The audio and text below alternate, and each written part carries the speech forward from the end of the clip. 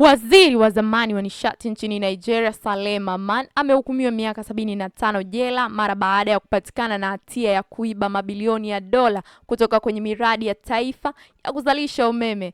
Mahakama inayoshughulikia masuala ya uhalifu wa kiuchumi jijini Abuja imedai kuwa imempata na hatia waziri huyo wa zamani kwa kuiba fedha za umma naira bilioni 33.8 sawa na dola za Kimarekani milioni 24.6. Jaji James Omotosho katika ukurasa wa kijamii wa X ameandika uamuzi huu akieleza kuwa mahakama imebaini pasipo shaka kuwa waziri huyo wa zamani alilangua pesa hizo zilizopaswa kuimarisha na kusaidia upatikanaji wa umeme nchini Nigeria. Hata hivyo, waziri huyo wa zamani alitumikia serikalini kati ya mwaka 2019 na mwaka 2021 wakati wa utawala wa aliyekuwa rais ambaye kwa sasa ni marehemu Muhammadu Buhari, na hukumu yake ilitolewa bila ya uwepo wake mahakamani.